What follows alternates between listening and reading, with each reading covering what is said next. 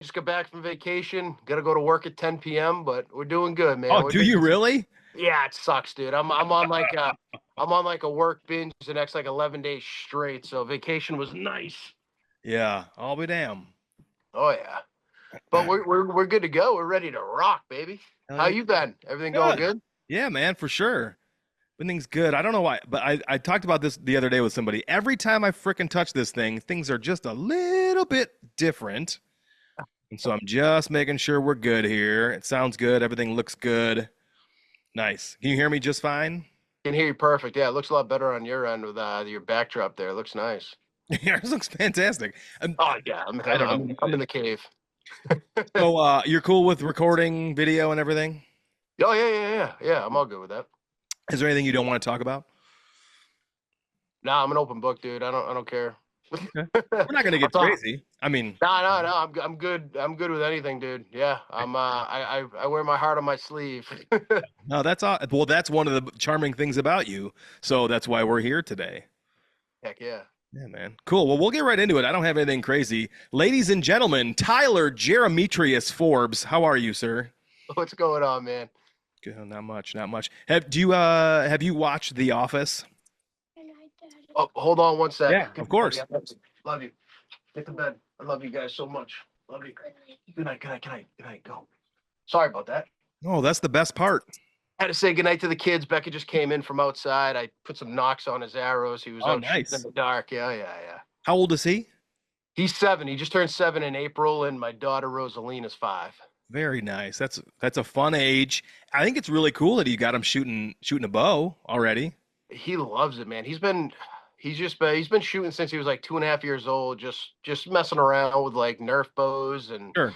and now I've never put a sight on a bow. I still have not put a sight on a bow for him because I'm mechanically inclined anyway. But man, he's just doing it trad style. He loves it. Really? Good for Yeah, him. yeah, it's pretty good.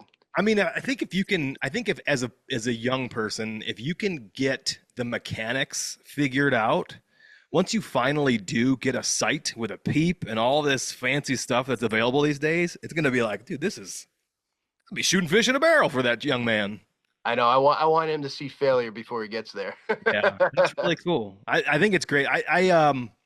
My kids, we've got all those little bows hanging around my office here too. They're just at a weird age where they're like, one of them's too young and the other ones are too cool. Oh yeah, too cool for school, man. I'm scared. I'm scared for that age. Really, I am. It comes at you pretty quick. Yeah, I love spending time with my kids, so that scares me. Well, you've got two kids, right? I have 2 kids. Yep, two And kids you and a dog. and what do you do for work? Right now, I'm a supervisor for an emergency dispatch center at National Grid, which is a utility company here in the Northeast. Prior to that, I actually was a police officer since 21 years old, and I finished my career the last 3 years as a sergeant. And man, the job get the best of me. It just was beating me up mentally. It was beating me up physically. 15 years of it was just enough. And actually, I pulled the plug back in February, and I resigned from my job. I told my wife that, and I wasn't 100% sure that that was accurate. So thank you for clarifying. Are you able to articulate, or is it too sensitive a subject? Like, what was it about being an officer that was so taxing? I think like the biggest thing for me, especially having a young family and whatnot. My wife, we've been together since she was 15, I was 16 years old. So she's been my rock through and through. I didn't really come from the best childhood growing up. I practically lived with her and my in-laws since the age of 16, which Oh, I consider like mom and dad to me. And you know, when I first got on the PD, it was kind of, you sign up for it, right? You know what to expect, you see a lot of things, and then over the years it just starts building up, man. Like you start becoming so desensitized to things that the normal person just would probably get crushed if they saw. and it just kind of it was just making me a person I didn't want to be. One of the biggest things that I always say that I hated about the job was, you know, no matter where you are at in life, no matter the struggles you're going through at life, you still had to clock in every day and deal with other people's bullshit and help other people through the hardest parts of their life. And, putting your own life on the back burner, man, it just got really old and really taxing. And, one of my last calls, it was a B&E into a house, and I ended up getting the guy coming down from the second floor and whatnot. We got into a scuffle, and he was actually we were fighting.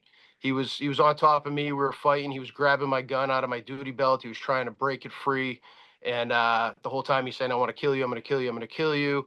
Um, he ended up going to the hospital. I did not.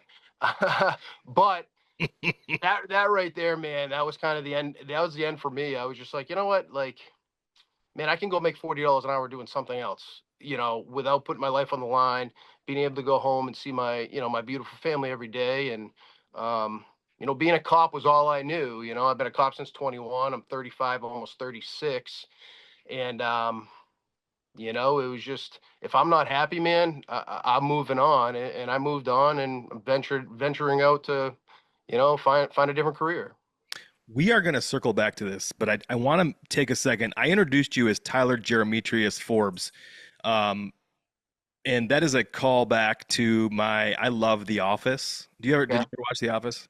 I've never watched The Office. No, I probably should have done some Spark Notes before jumping on here, though. No, it's totally fine. But I have a really hard time getting into the new stuff. I promise we will get back to what we just talked about. I have a really hard time getting into new stuff in television, but I will watch The Office from start to finish, and then I will go to another television show on Hulu. I think it's Hulu, called New Girl, and I will watch that all the way through, and then I will go back to The Office. I do this over and over and over and over and over again. It's just a weird thing I have. But Will Ferrell makes an appearance in The Office, and his name in the show is D'Angelo Jeremitrius Vickers. And it's one of my most favorite character names of all time. And so I just thought I would introduce you with Jeremitrius as your middle name. I love But it. I said all that to say this. Could you tell us the truth about who you are instead of my goof? Yeah, man, my name's changed quite a bit in my life, but I'm Tyler Forbes. I live out here in Massachusetts, on the East Coast. I have a wife who was my high school sweetheart. We have two kids, like we just talked about, a dog. And I actually got into hunting later in life when I actually met my biological father for the first time at the age of 28. And since then, man, I've just fallen in love with it. Some people will say I'm over the top, but a lot of the reasons why I do content and I film my hunts and I'm so in love with it and passionate about it is because it's a way for me and my dad to connect after all the years we've lost together. And, he was never there to watch me graduate high school. He was never there to watch me play football and baseball and go on to college and play baseball, graduate the police academy, get married. So, a lot of people get it twisted like I'm just trying to do stuff to fit in or be cool. But, a lot of the things that I film and whatnot, it's so I can kind of sit there with my dad and he can be proud of me and watch me do something I love because he never got the opportunity to do that. I got to tell you, I knew that and I forgot until you just said it. I can't remember if it was if what show I heard you say that on, but I did know that, and I think that's so amazing. And thank you for reminding me about that. That's it kind of ties into what we were talking about a second ago, with life and how it's so fragile and fleeting. And a lot of people do look at content creation and social media and some stuff that we'll get into here as well, being part of a group of individuals creating content as sort of this publicity stunt, like you said, or like a status symbol, or like I'm super cool because I do this, or I'm with this group of people. But when you hear the reality, it's kind of sentimental for a lot of people, I think, myself included. That's it's refreshing to hear. So thanks for Yeah, no, I totally agree with you 100% on that. Yeah. Everyone's got their own story, and how they want to tell their story is yeah. totally ultimately up to them. And I think that, everyone's on the same playing field, and go get it. Yeah, man. And so circling back to your career as an officer of the law and, getting up to the moment where you decided that you were going to call it quits. I just bought a book called Necessary Endings. Have you ever heard of that book? I did hear about it. I have not read it, but a guy I work with read it. Yes. I literally started it tonight. And so I'm very curious to hear kind of how you approached your ending of that professional career. And was it a challenge to you? I mean, were you emotionally attached to that? Um, Man, towards the end, I'll be blunt. I hated my job. Really? I hated going to work every single day. Um, I hated doing the job. It just, yeah, I did not like it. I was not the person I was. I was overweight. Um, I just mentally was not with it. I was unhappy going to work. And, for all the blue collar guys, I mean, we're at work more than we're with our family. So being happy at work is super important. And, I just felt like I was a zombie coming home, man. Like, of course, I love my kids and my wife and my dog. And I was always present with them, and doing fun things and being a good dad, and a good husband. But I just felt like there was a lot of times I was just kind of going through the motions. And I've always been a firm believer, if you're not happy, you got to change something, whether it's something that you've put your heart and soul into your whole life, career wise, or whatnot. So I made a lot of big changes after this last year season. And one of them was a career change, and I'm very happy with that change. Everything's going smoothly. I feel great, man. I got back into the gym. Just everything is going good. I got back into coaching baseball, varsity baseball, as a head coach at a local town here in Massachusetts. And I feel good. Life is good, man. I've never been happier. And, sure, was I scared to leave the profession? Yeah, I was a little scared, kind of like, what's going to happen? Am I going to be able to provide for my family? Am I going to go to another job that I absolutely hate? But I think, just having a positive outlook on life. And man, you're always going to land on your feet, right? Like, if you just have that mindset, and stay positive and true to yourself and your own abilities, I think you can do anything you put your mind to. Really, I do. Where does that come from? I think it was just the way I was brought. I don't want to say the way I was brought up. I think it was the hardships I went through growing up. Um, not having a dad, being lied to from my mother growing up, telling me my father hated me, and left us to dry, and wanted nothing to do with myself or her. Um, just having a stepdad that wasn't the greatest guy. Man, there was always drama within the family between, like, my half brothers and stuff, and my mom, and a lot of it comes down to my mom. And I don't know where the hell I would be today had I not met my wife at the age of 16, to be completely honest with you.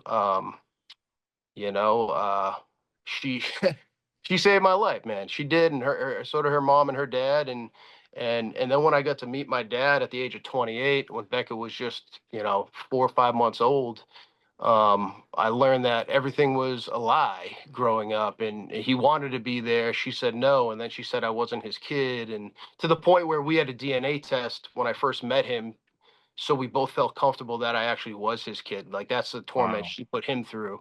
And back then, back in 89, 90, 91, I was born in 89. I mean, men had no say in that matter when it came to Hmm. kids and custody and shit like that. So, I grew up without a dad, man, and I think that really sent me down a path that wasn't the best path in my early years. I think that gave me a lot of resent towards him. It gave me a lot of resent towards a lot of things. I think the one of the things that I used to really put all my sadness and all my anger towards was sports, baseball and football. And I think that's why I was so good at sports. And went to college and played baseball. I got a degree because of sports. But I think ultimately it was my upbringing, man. And, a lot of people around here, you know, think that I had this great life, and it was all bullshit and all a lie from the outside, man. Nobody knows what truly happened on the inside and internally and shit, and that's usually how a lot of people feel. And there, I've come out in podcasts and I've kind of told this story, and I've had so much good feedback with people messaging me and saying they were in the same situation or they're currently in the same situation and they feel trapped, and you always feel like the middleman, and everyone's mad at you, and and I was there, man. I was there. Truthfully, I was there. And I think one of the greatest things that ever came out of that upbringing was the fact that I want to be the best dad in the world, man. Like, I love being a dad. There is nothing more in this world than I love being a dad. That's so awesome to hear. There's a lot to unpack there. A lot of things that I had some thoughts on. But number one, I just want to say that you have a really infectious smile. And so you always appear to be genuinely happy in what social media shows us. And obviously, it's a very small window into your life. And so thank you for that. But I think it kind of goes to show that you were not happy and in the very recent past.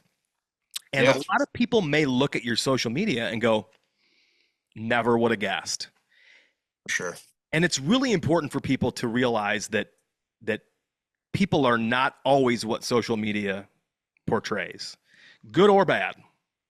And just if you got people in your life that are close to you, man, keep in touch, and let them know that you care about them. Every time it strikes you, there's no reason to wait till the next time, because their whole outlook on life could hinge on one positive comment. Yeah, it's so true. Life is just, life is so short, and I look at it. I look at life day by day. Sure, I have goals, right? We all have goals, but I just try to win the day, and that's truly how I feel, especially with the profession I was in. It's You never know what's going to happen, and I mean that's for anybody, man. You can walk across the street and get hit by a car, right? Right. Or you can get in an argument with a brother or a sister. Or a child, and next thing you know, something bad happens to them the next day, and you have to live with that regret. So there are some things that become broken that will never be fixed, and as long as internally you're okay with that and you're at peace with that, which I've become at peace with what I was brought up with, and my mother and whatnot, and we've never reconciled or anything like that. It's going on 7 years without talking. Actually, the last thing she ever said to me was, "You betrayed me. I hope you die." So that was the last word that my mother ever said to me, and I love my mom. I'll always love my mom. It doesn't mean I have to have a place for her in my life. I thank you for sharing that. That's something that I can't wrap my head around, and so I just thank you for sharing that. That's very Yeah. deep. Um, some and a couple other things that I thought about and that you mentioned. Sports has a lot of impact on the youth. I've brought it up a couple times. I think there's some things you learn when you're playing team sports and even individual sports, that teach you how to be a better human. And then you may luck out and really find a good coach or multiple good coaches. And I think in your case, there's maybe a chance that you had some really great coaches in some of those sports. Can you remember any of them specifically that really stuck with you? Yeah, for sure. When I was in eighth grade, um, I was eighth grade at Marlboro High was high school in eighth grade. So I remember coming in eighth grade and whatnot, playing baseball, and this old timer, man, Artie Bennett. He's a legendary coach. He's like 87 years old now. He was actually the first person I called when I got the head coaching job this past spring. But man, he always stood by me. Like, he knew where I came from, and he knew I worked hard, and I was a hustler, and I wore my heart on my sleeve, and he was always there for me through good, through bad, and he was just tremendous. And then there was a couple other coaches too. Coach Mahoney was my varsity football coach, and he's super sick right now. He's actually he's doing not good at all. And I actually just texted him the other day, and we had a good conversation. But I would say he was really the one that taught me when shit gets tough, and when you want to stop something, you just keep going. I mean, I remember I broke both these wrists my senior year. I was running back and a linebacker. I broke both these wrists week 2 of the season, and I taped them up for the remainder of the year. I didn't even stop. I just taped him up and played because that was the impact he had just mentally, and I think he taught me a lot about mental strength and just kind of just doing what you got to do to get shit done. I mean, that was his motto: get shit done. And I can't tell you how many up downs I did, how many times I ran around that football field at practice when I fucked up, and he, it's just the way it is. And I never went home and I never went home and bitch. You know why? Because I rather do all those up downs and all those wind sprints at practice than deal with the shit I was dealing with at home. So, As a coach today, you think about what you just told me, because I think about the hell that we went through for hockey, um, training, off ice training, on ice punishment training when we were not listening and playing as a team. The difficult times we had shaped us the most. But when you think about your days today as a head coach, how do you navigate? I mean, I'm assuming you can't. How do you navigate not being able to coach like that anymore? um, I actually have a great athletic director that backs me tremendously, and I told her my style before I got hired, and I Okay. said, I said, this is how I am. I'm energetic. I have passion for the game, man. And you're gonna see me yelling, you're gonna see me screaming, but you're gonna see me crying and hugging my boys too. That's just how I approach the game. Um, I don't dip a toe, man. I go full throttle with what I do. So if I'm gonna do something, I'm gonna do it the best of my capabilities. And the first 3 weeks of the season were tough. Um, it took a little bit for these guys to kind of buy in. They were a little soft, and I'm sure some of them will watch this podcast. But Better watch. we I better became watch my mouth then. no, it's all right. Um, we became a team, man. We were the youngest team in the league, and we ended up finishing in third place, 2 games out of first place. These kids just bought in and became warriors, man. They became warriors, and I can't be any more prouder of those kids. We made it to the states. We won the first round. We get to the second round, and we lost to the eventual state champion. So, and that's having 3 8th graders as starters on a varsity team. Wow.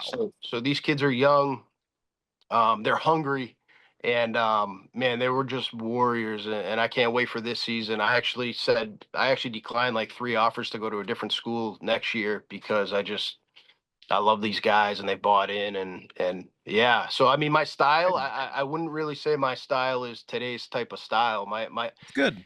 it's pretty much the same as it used to be. Maybe not as aggressive, but we're still going.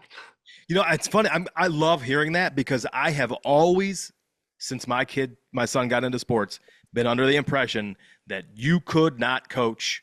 And then, granted, my coaches were a little extreme. I don't think you can call us some of the names that we were called back then, but Totally, totally, totally. Yeah, yeah, especially yeah. because you're at school. I stay away from some words. Yeah, it's nice to hear that there's a little tough loving though that still goes on because I think it's Yeah, important. yeah. There's tough love, man, and like I said, Beckett's 7, and he's a hell of a baseball player, that kid. And I'm very hard on my boy. And Same.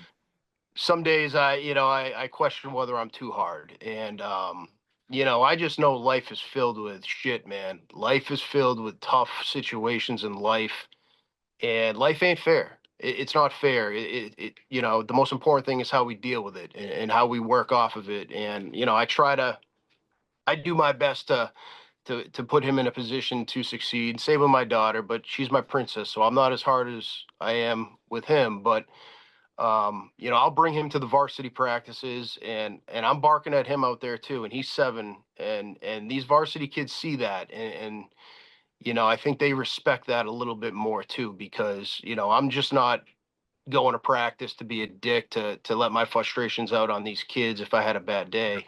That's just who I am, and that's also how I parent. And I just and life's tough. Life is tough, and I just want my boy and my girl, and my boys that I'm now their coach, to be prepared for that, because that's how life is. Hell yeah, man. I love it. Love to hear it. Let's transition just a little bit here. What man, you shared a lot there. And I think a lot of that paints a picture as to how you carry yourself in the whitetail woods. And I believe you find yourself partnered with some really strong group of men. Uh, Jello, who I had on the podcast. And she's my boy. Yeah, I love That's a Angelo, good man. dude. And, And then Angelo's like that. He just does everything right, man. He's just the perfect guy, dude. He's yeah, just the perfect guy, and you can learn a lot from him. You can. I agree. And there's other guys in your group. And son of a gun, I can't. Is John one of the guys, or maybe he was? John was. He went to Midwest Whitetail, That's but right. he's a stud, man. He's just a great guy, man. I love him to death. And then Ty Wilbur. Ty Wilbur's the other one. Yeah. Tell us about Legacy Pursuit, right? And then are you working with any other brands or groups in the whitetail woods, man? So right now, really not too sure about what's going on with brands and whatnot. I have a few options, but definitely sticking with Asio. Joe Miles has been fantastic to myself and the guys on Legacy Pursuit, and I love his camo. So we're definitely sticking with Asio, and I just picked up a deal with Adams Precision Archery for Oh ARO. yeah, that's right. Yeah, Dustin's the man. Him and his team are just fantastic guys and whatnot. But um, I think I'm signing with Lone Wolf this year. Oh, that's fantastic. Good for you, Yeah, man. yeah. So we'll see how that goes and whatnot. But Legacy Pursuit, it's just we just do it for fun. Right. We have no deadlines. We have no expectations other than just having fun and kind of being each other's cheerleaders when shit goes south and when shit's great. And Yeah. it's just a great group of guys that are killers. Ty's a killer, Ange is a killer, John was a killer. That's why you see him on Midwest Whitetail now. And yeah, it's just a great brotherhood. It truly is, and we all have the same goals in mind. Yeah. And so that you actually touched on one of my follow-up questions was do you feel a sense of urgency or expectations to provide a certain amount of content or a frequency of content? Like you do a great job. I just was curious if it's kind of unspoken or if it's like spoken. Now we just post when we want to post, and we just go with it. But I think we have such a good mix of guys that are just hungry and love doing it, and we do it as a hobby. And when something's your hobby, it makes it that much easier to produce. So yeah, we don't have deadlines, we don't have like contracts or NDAs or anything like that. We just do what we love, and we do it together. That's great. Do you guys ever get to how often do you get together a season or a year? Yeah, so I've actually never met John. I've never met Angelo, and I've seen Ty at the Great American Outdoor Show once a couple years Okay. ago. So we're like besties over the phone, right? Yeah. But this year we're gonna be meeting up with Ty in Pennsylvania, and we're gonna be rifle hunting out there after Turkey Day. So very excited about that. Hitting one of them new Sundays. Oh yeah, I know that just How that just cool came is through that? today, right? Yeah, Yeah, I yeah. mean I Ty just sent a read it group. today. Yeah, he sent a group text today saying that Sundays they can hunt now, so that's awesome. I wish Mass would do the same thing. Oh, I didn't know that. Yeah, we can't hunt on Sundays in Massachusetts. We are regulated through the T out here, man. When it comes back to Whoa. setbacks, and it's crazy. I didn't know that. I thought it was just PA. Oh, liberal, good old liberal Mass. I mean, I didn't want to say it, but you said it. That's all right, man. It's the truth. Oh man, that's great. I didn't I can't believe you have not met Angelo. I mean, I've never met Angelo either. I just assumed you guys probably did at least one hunt a year together or something. That's We cool, man. tried to we tried to do it last year. We were gonna go down to Kansas with all the guys on Elevate, and Mm-hmm. do their 3D shoot and workshops and whatnot. It's just so hard to kind of we all got lives. Some of us got kids, and Andrew's got married, and the whole nine yards. So it's kind of hard to juggle schedules, and the job I had being a cop, I had no time off, man. It sucks. So yeah, it was tough. It was tough to juggle, but we're changing that this year. How do you find a balance today? Like you, it's one thing when you've been working a job that you've had for a really long time, you at least know how to navigate PTO and so on and so forth. When you get a new job, like how do you even begin to broach the subject with your employer? Um, I'm an overnight guy, dude. I work Oh, overnights, so overnight it's just oh, exclusively? I'm exclusively overnights. Oh shit. Okay. So I get, I work overnights. I work a 6 to 6 schedule tonight. So it's like my first night on Wednesday, I work 10 p to 6 a, Okay. and then I work 4 days 6 to 6, and then I'm off for 5 days. Oh, And okay. then I work two 12-hour shifts, and I'm off for another 3 days. So if anything, this has helped tremendously for hunting and getting in the woods and family life and balance. But yeah, I would say to balance everything the way I do, probably lack of sleep. Yeah. Isn't that funny how we do that? Yeah. I mean, I'll sleep when I'm dead, man. I dude, there always comes a point in the season where I am absolutely running on fumes. Do you ever get there? Yeah, last year was tough, man. I last year was a tough season for me. Really tough season for me, and yeah, man, I was like drained by like the first week of December. I was just drained. I started early September. It's longer than I Hunting- thought you were going to say, though. You made it Yeah. to December anyway. I made it to December, but it was a struggle. Yeah. Yeah, October's tough. I missed a big buck, and then I missed two big bucks in November. So I struggled. I struggled last year, and that's kind of what led me to like where I'm at right now. Like I had a nice reset, and I just kind of stepped away from the woods for a little bit. Like I'm never really stepping away, but I needed to kind of prioritize some things around here, get in better shape, get better mentally, physically, and in the whole 9 yards. And man, I feel like $1 million right now. Did I see you post that you are down 37 pounds?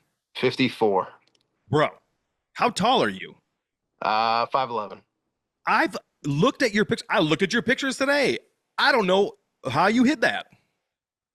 Yeah, man, dude, man, everyone says the same thing. I mean, I got a big chest, I guess. I don't know, big shoulders, but yeah, I like, man, all last summer I sat around like 215, 220, and then deer season, obviously we gained weight, man, because I love beer during the fall, and I like to eat hostess snacks in the stand, and you don't go to the gym because you're putting the time in the woods. So I got up to like 235, man, end of December, and felt like shit, felt like a fat piece of shit. And it was not good. And jiving that, mixing that with work that I hated at the time, the day after Christmas, I got myself in the gym, man. I started working out, and I just fell in love with running.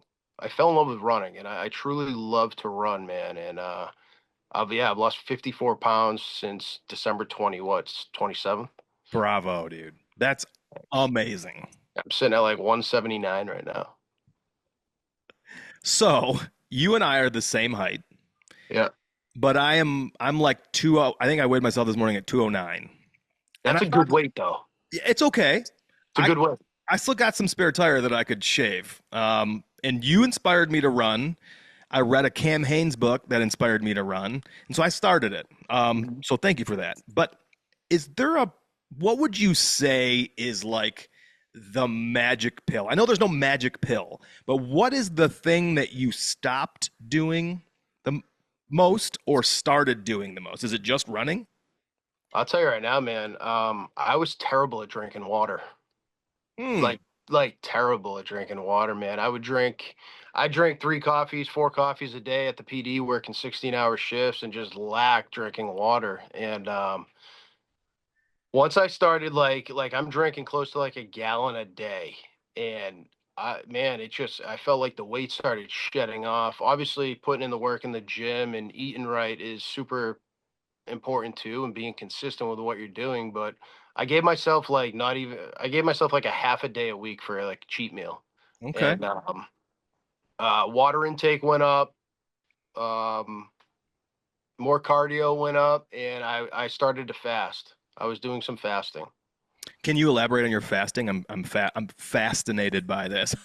Yeah, so I've never been like a morning eater. Like I just it just never like I know some people love breakfast and shit. I just never was into breakfast, but I made myself eat like 3 eggs a day, and all I'd have is like three. I would just have 3 eggs to start my day, with water and a coffee, and I wouldn't eat again until dinner time.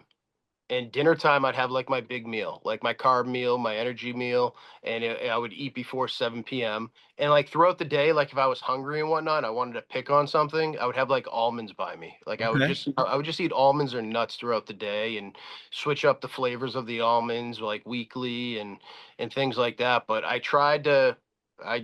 would have my 3 eggs in the morning. I would hammer water all day and nuts all day. I'd have a nice meal that the wife made, and then I wouldn't eat again until my 3 eggs the next morning. Did you ever go through the exercise of like macros and figuring out exactly how many calories you were taking in a day when you were doing this? No, I never really got into the macro thing. I've heard great things about it. I, I'm not gonna, I'm just not, I feel like I'm not organized enough to do that Oh, I shit. could never do it either. I just can't do it. And I hate, like, if I'm hungry, I'm gonna eat something. And I don't want to sit there with a calculator and count my macros and the whole nine yards. And, it just, the fasting seemed to work. The water intake worked. The cardio worked. I mean, I can run probably like, I don't know, 7 to 10 miles in a workout right now, no problem without my legs even hurting. And I can tell you right now, man, in December, I was walking. I wasn't even running. Like I hate running. Like I've played sports where it's just been sprinting. I hate long distance running. And I think that was kind of what I looked for going into this off season was what can I do differently that I absolutely hate to do that I can hopefully fall in love with. And it was running. It truly was running. And I haven't really lost a ton of real muscle mass. Like I'll do like these 25-minute workout videos with the wife on friggin' the TV, like Hmm.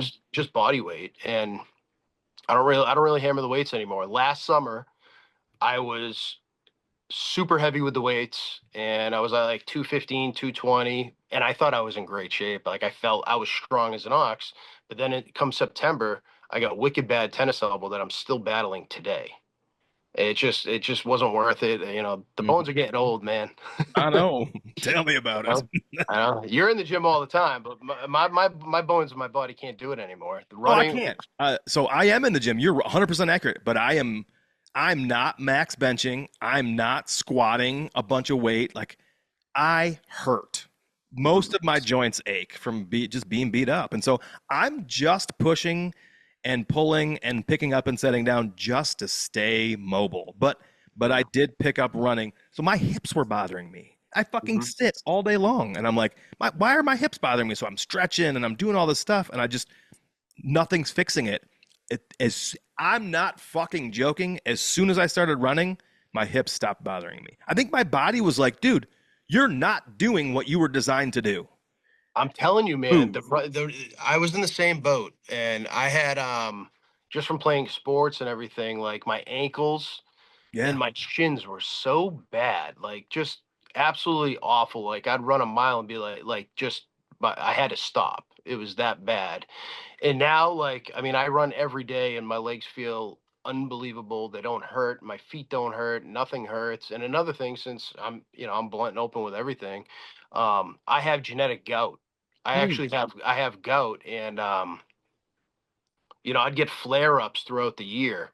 Mm-hmm. If I drank alcohol or if I had too much red meat or, the whole nine yards. I felt that once I hit like that 220, 225 mark, like that's when the body, like the body was telling me, like, dude, you're too big. You got to lose weight because that's when I started getting flare ups and shit, and I just felt bad. I felt disgusting physically, which mentally then will just destroy you. So losing this weight, and I'm on medication. I take alpurinol for my gout. That's how bad it can get. I know some people are like gout, man. Isn't that like fat man's disease? Like, no, it's just genetic. My body does not process uric acid like a normal person. And I went for my physical last before last summer when I was, probably like 215, 220, and like you're supposed to be below five on the uric acid, like blood test or whatever. I was at like a 7.2. Oh, damn. And when I just got this new job back in February, or if, I started March 31st was my first day. I had to go for a physical for the job, and I got my blood taken. My uric acid levels, dude, were at a 3.3 That's amazing. just from losing weight. I haven't touched any of my meds since. I'm not even taking my Unreal. meds. Yeah. Good for you, man. And that's just running, man. Just running. Yeah. I don't know. It's running sucks, dude. You know, you embrace the suck. Like Goggins says, embrace the suck. I love it. I love the fact that you've taken something that you knew you were not going to love and you made it your bitch. So good for you on that one. You mentioned missing some bucks. I'm not rubbing no salt in the wound here. Um, but I would like to ask you, do you know what happened? Um, Man, I can sit here and make a million excuses, but I mean, the Warriors behind the bow, right? I mean, I think I wasn't comfortable with my setup last year for one. Okay. I was shooting a prime bow, uh, went into the season not loving it. Mm, Um, I was just using Hunter XT arrows from Cabela's. Probably not the best choice either. And then, I probably got a little buck fever. I'll be honest. And I mean, these misses, dude, were like 20 yards. These weren't like throwing a prayer at 48 yards, 50 yards. yeah. These were dead deer. Um, and I think what happened was it was just compounding on each miss. And instead of just forgetting about it and knowing that misses happen and failure happens and that's how we get better, I kept dwelling on the miss, and which then made me miss again and then made me hate the season. And I was heavy and I felt like shit and I hated my job. And I was checked out by mid-December. I was just done. And there were a lot of good, like, now that I'm in a good place, like I look back at it and like there were so many good positives that came out of those misses. Like, first off, I put myself in an opportunity to even have that opportunity at very mature deer. So, you know, the biggest thing is don't dwell on the misses. That shit happens. It happens, and just kind of wipe it off. As hard as that may seem to be, but I just dwelled on it, and I kept dwelling on it and dwelling on it. And when you're not right mentally and physically, that shit happens.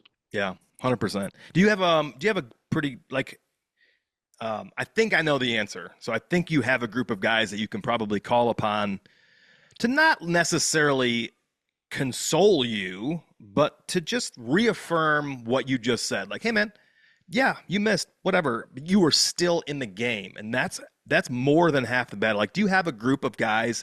Is it legacy pursuit guys? Is it other people that you can talk to that kind of talk you off the ledge, so to speak?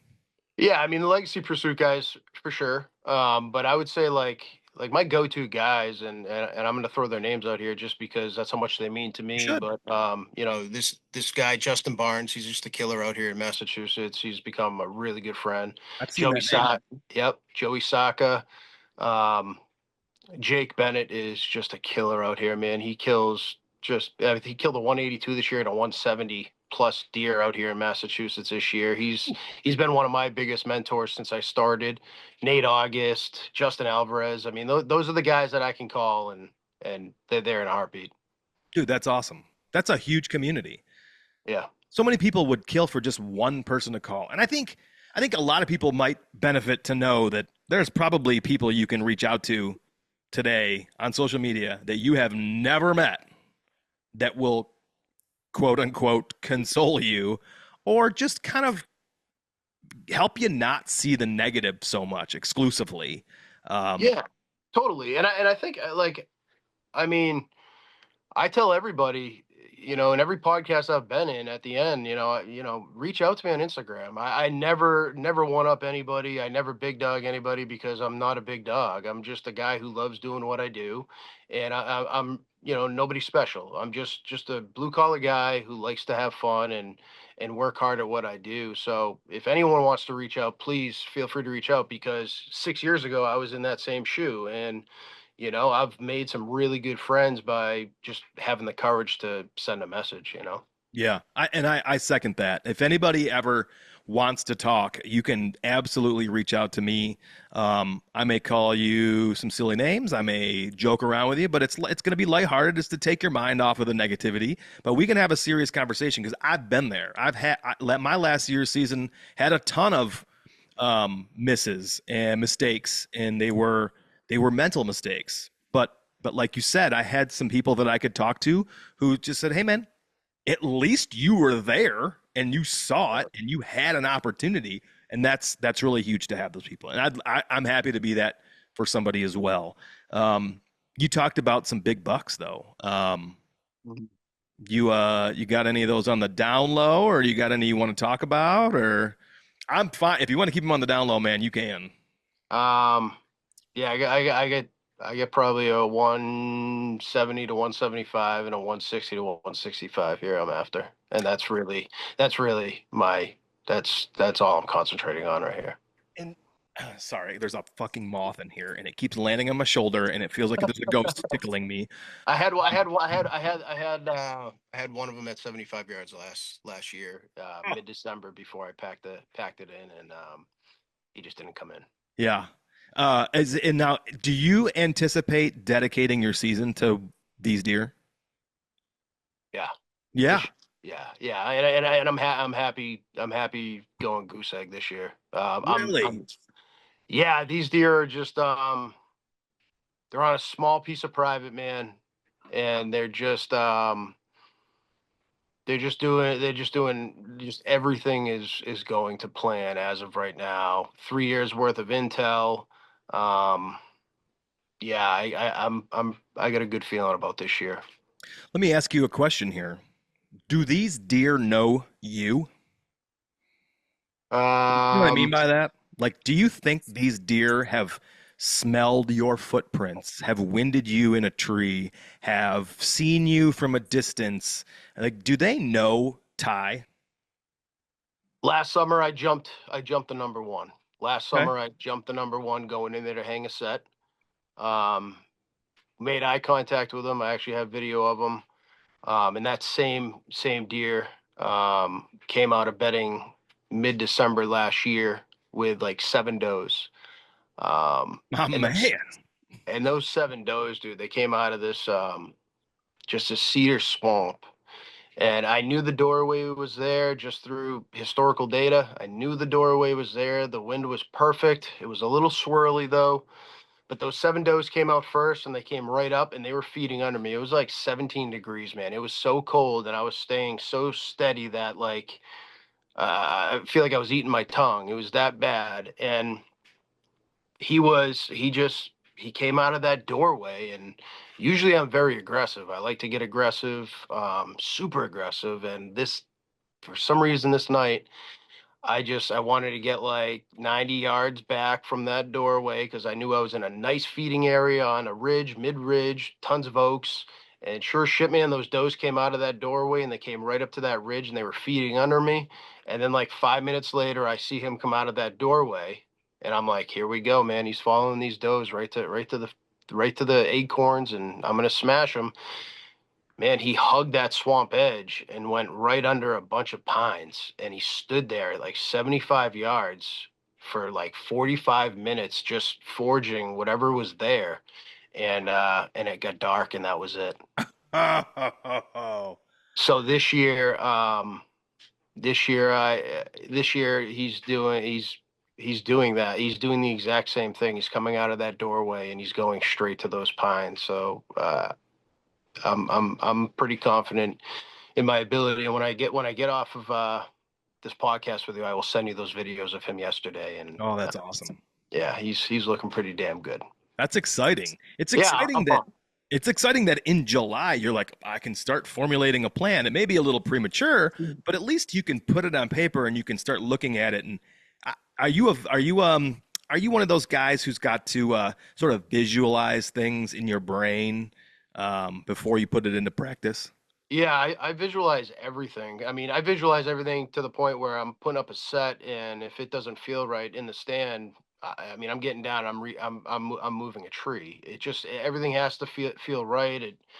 I'm big on visualizing things and kind of just putting things into perspective, and I'm a big Excel guy. Like I put everything on an Excel sheet when I Hmm. target a buck, from barometric pressure, the wind pattern of the time they hit that camera, um, type the type of weather it is, the temp, the whole 9 yards. So I try to dial in as much as I can and just use every resource I have to my ability. It works sometimes, it doesn't work sometimes, but that's the name of the game.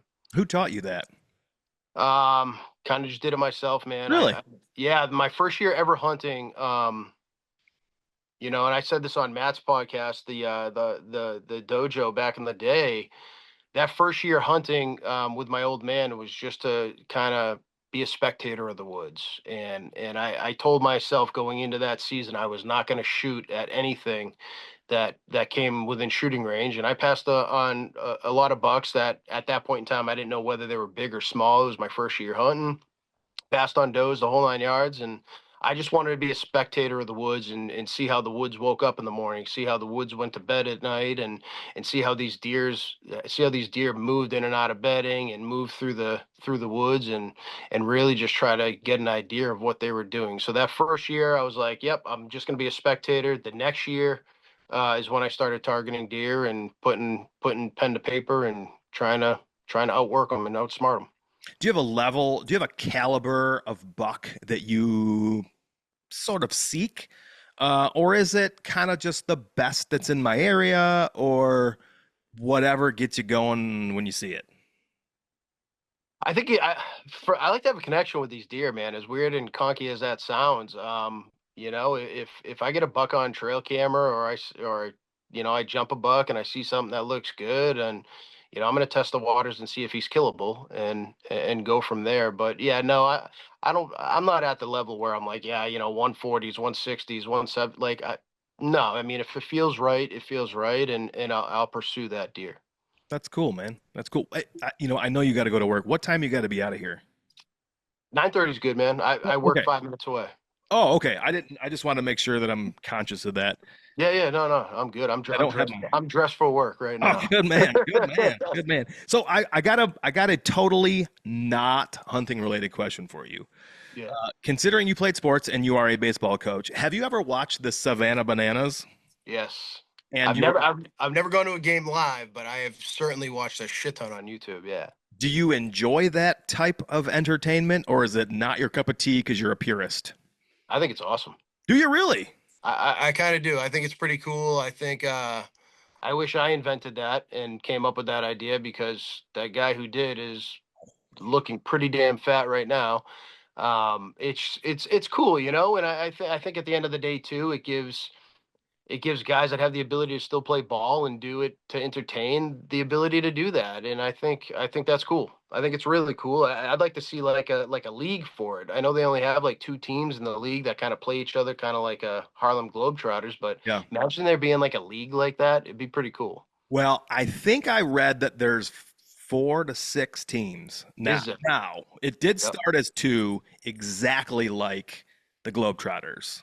Okay. But I will admit, when I saw the advertisements, I I said, I'm gonna fucking hate this. And I don't know I why. thought the same thing. I thought the same thing. I'm like, this is stupid. It's a gimmick. So my son and I, who my son just played baseball for the first time this year, rec ball, and he liked it. We sat and watched it the other day, and I love the rules. Like there's a 2 hour time limit, and there's just so many variables that they do differently. And I especially liked what you said, that it gives guys who can still play ball an opportunity to play ball because there's legit ball players out there, Dude, they're good. Like those guys can rake. dude. And just catching a ball, period, is one thing, but catching it behind your back. I watched two dudes catch a ball behind their back and out in left field. Doing backflips and catching the ball. I cannot. It blows my tits off watching those guys Crazy. play baseball. And every seat in the stadium was filled.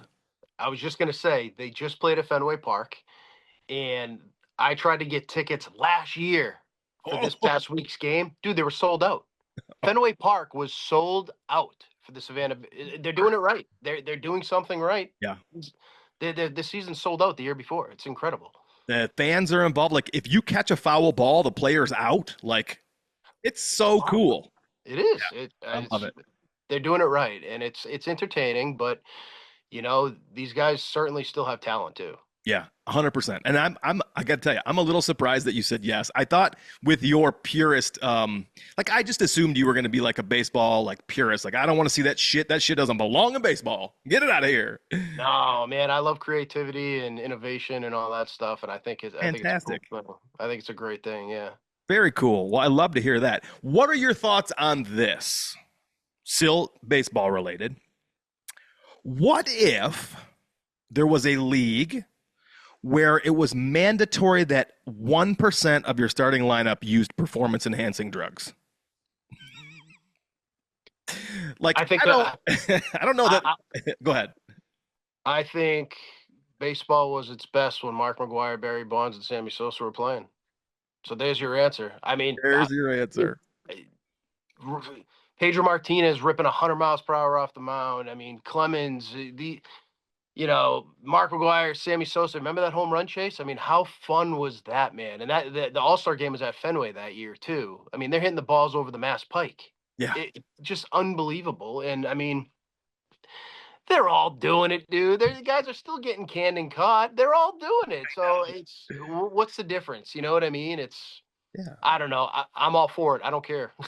I think we should, every sport should have an alternative league where there are no rules.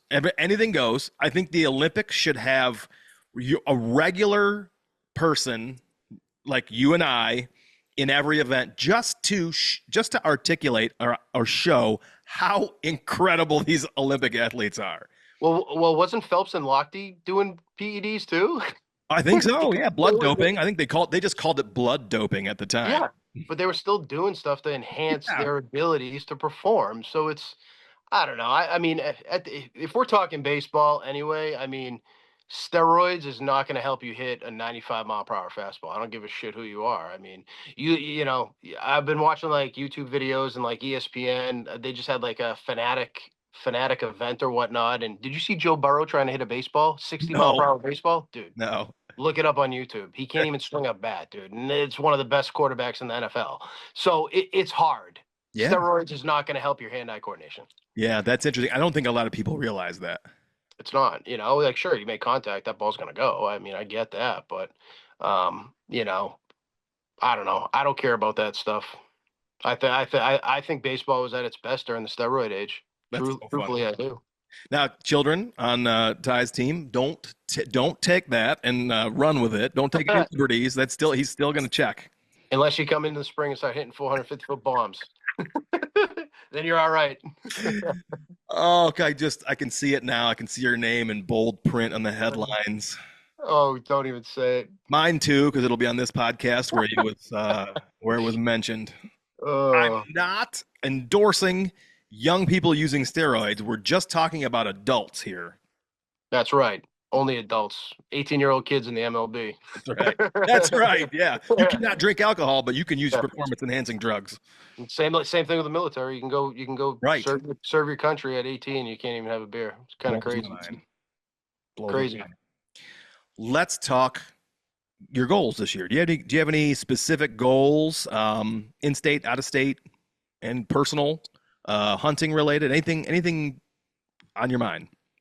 I think a few of my goals going into the season would just be to kind of just have a little more fun, not put so much pressure on myself, and kind of just take the days as they come. I still want to maintain, my weight and my health and whatnot throughout the season. So definitely one of my goals is to, still make sure I'm getting my runs in throughout the day, whether it's, in between a morning and evening sit or whatnot. So that's definitely one of my goals. And the big goal is I want to at least get one of my targets down.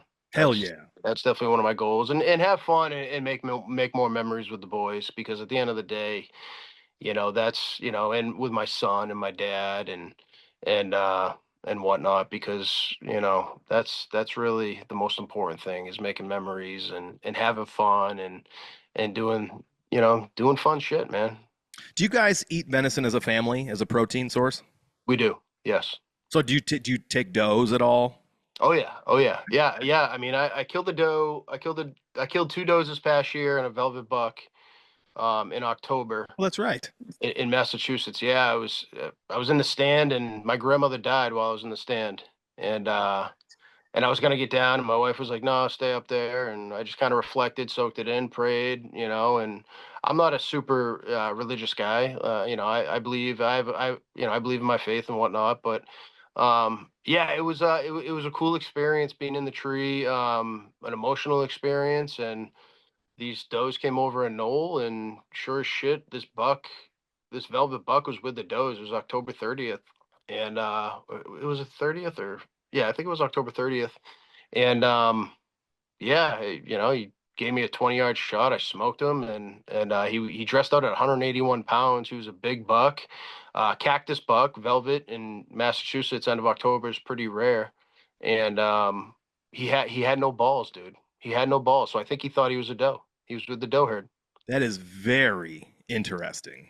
Yeah, yeah. He had no testicles, so obviously he couldn't produce testosterone. So I think he thought he was a doe, and he was hanging with the doe. And the cool thing about that buck is on a piece of private that I have. I had footage when I first started filming 5 years ago. My second year hunting, first year I just spectated. Second year I started filming, and I've been filming ever since. I had that same buck as a spike horn with Huh. velvet on October 14th. So Wow.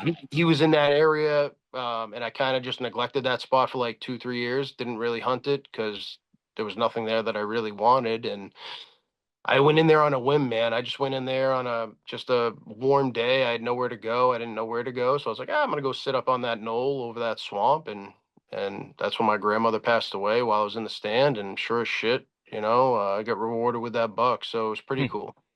Man, that's interesting. I've seen pictures of a velvet antlered deer that had no testicles. And same thing I've read that they can't produce testosterone, therefore they cannot begin to shed their velvet. But they do, they drop them. But I don't think I've ever actually talked to anybody that's harvested one. Is that something anybody else has ever seen around you, or are you not aware? Not that I'm aware of. I think there was one guy that reached out on Instagram saying that he had shot one. Hmm. I know my taxidermist. I still don't have the buck yet. It should be done probably the next 2 weeks, but he shot one 9 years ago, a cactus Hmm. buck in November with velvet on it in Massachusetts as well. Wow. Same relative area or different area? Probably like 40 minutes away, so not really that close, but I mean, not Huh. too far either. Yeah, Interesting. I think they're just, I don't know if it didn't look like there was any trauma down there. Um, throughout the gutting process, it just looked like he was born without testicles. So Wow. I just think he was born thinking he was a doe, and he was always, even when I had him on film, 3 4 years ago, as a velvet spike horn, he was still with the does then too. I'll be darned. And That's crazy. he walked by me at 30 yards, and I let him go. You don't think it was an antlered doe? So I thought it was an antler doe back then when I was filming, and Mhm. then when I harvested that buck this year, I'm pretty sure it's the same. I'm pretty sure it's the same deer. He had a penis, no testicles. Oh, So a penis but no testicles. I don't. For some reason, my brain just went to no male sex organs. yeah, no, yeah, Okay, he had a penis, no testes. I'll be darned. So, Yeah. on a kind of related note, I got a buddy that had shot this what he thought was an absolute gigantic doe here in Michigan, and when he went to get it, it was a male deer, just huge, probably as big as any buck we've ever shot off of that property, body wise. But it had totally smooth nubs and a penis and testicles. So I don't know if that was some sort of a genetic anomaly out there as well. We don't get a lot of genetic anomalies on that particular property, but this was a freakishly huge bodied deer with absolutely no antlers. Very, very bizarre. I mean, going back to conservation, I just think there's too many deer. Yeah. I think the populations are way too high, and some of these deer are probably inbred Yes. completely, and it's causing these weird things to happen. What does the harvest option look like in Massachusetts? Like how many does and bucks can you harvest? So in Massachusetts, when you buy your license, you automatically get 2 buck tags. So you get 2 buck tags, and then there is you put in for a certain zone that you want a doe tag, and then July 16th they'll let us know whether or not we got a doe tag in the lottery, and then the past 2 seasons, zone 10, and I can't remember the other zones. I primarily hunt zone 14. No, I primarily hunt zone 10, but you get unlimited doe tags. So I could kill a doe today and buy a $10 tag tonight and kill another doe tomorrow. Do you think that's good? Yeah, we have so many deer, man. We have a lot of deer in Mass. I think what Mass does very well though is they do help with the maturity level of bucks because gun season is pretty much after the rut. Mm. So you don't have a lot of you don't have Orange Army going in there with their guns, smoking a ton of Hmm. these giant bucks, mature bucks during the rut. A lot of these mature bucks are already kind of back to their core areas, and they're not really roaming too much, but it's a lot of suburban hunting up here too. So a lot of these bucks are in these small parcels behind houses and whatnot where you need to get permission to hunt, and you have to be 500 feet away from a dwelling to shoot a bow. So the regulations are pretty hard up here, which I think, as much as it sucks, I think it is pretty good too because it does help these bucks get big and old. And once you find them, it's all in what you can do to get permission. Sure. Do you think it would be beneficial for other, did you say zones to have more than one doe opportunity?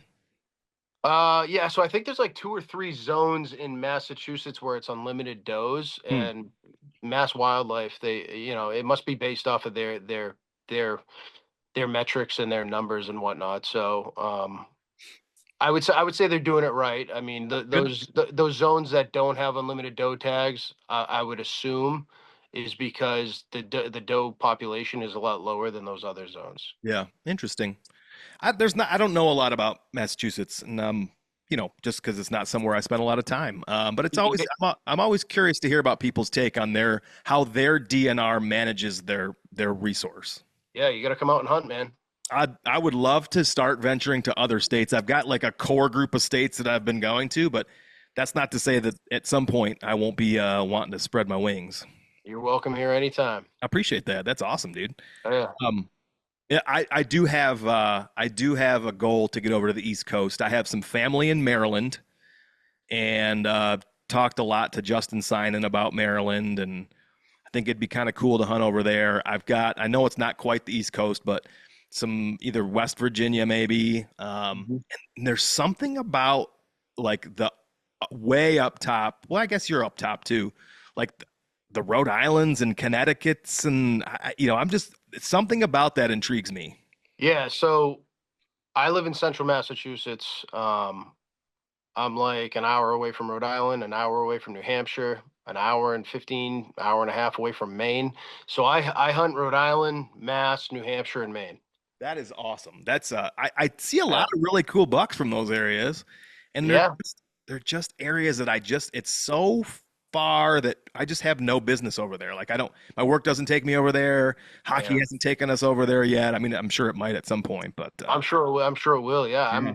I'm right next to the biggest it's like I think it's in the country, one of the biggest sports arenas in the country, the New England Sports Center. Okay. There's like 10 rinks here. Damn, Yeah, it's a lot huge. of action. There's a ton of people here all year. But yeah, I mean, you come out here and hunt Mass, like let's say you came out here for a week, you could hit Mass, Rhode Island, New Hampshire, Maine, no problem. That would Two be days, really cool. 2 days each, you easily could. Huh. Yep. I just had the stubs from Elevate come out to turkey hunt, and we killed turkeys in Mass, New Hampshire, and Maine. They got, I believe it was those 3 states. They both killed. That's awesome. I think Yeah. I did see their pictures. That's really great. Yeah. The stubs are great, guys. Yeah. I got one more thing. I got one thing I want to do with you, and then we'll wrap it up, and you can go to work. Bless your heart. Yeah. I couldn't come up with a catchy name for this, and it kind of bums me out because sometimes sometimes creativity really strikes me, and sometimes I'm just a lame guy. But we're gonna do a little this or that. Okay, just real quick. I'm gonna give you a couple things, and you got to pick your preference. Okay. Yeah. Yeah. Um, 1, 2, 3. There's only 6. I wanted like 20, but I could only come up with 6. You know, sometimes you got to cook ribs for the family for dinner, and it takes precedent. Some days you got hot dogs and beans. That's right. You ready? Yep. Ice cream or frozen yogurt? Ice cream. Thongs, so women's bathing suit, a thong or a high side 90s bikini that goes way up over their hips. Thong. All right, my man. Yeah. As long as my wife's wearing it. Yes, good answer. In case she listens to this. A gold tooth grill or a diamond encrusted grill? Give me gold. Oh, hell yeah. Oh, yeah. Gold with a black hat, baby. All right. Rap or country music? Ooh, man, I love all types of music. That's tough. Shit. I guess I'll have to go country. Okay. Okay. Chocolate or caramel? Chocolate. And the last one, October or November? October. Really? Okay. I like early season. I like getting aggressive, getting close to that betting, and I love football. I love Halloween. I love spooky shit. Yeah, October.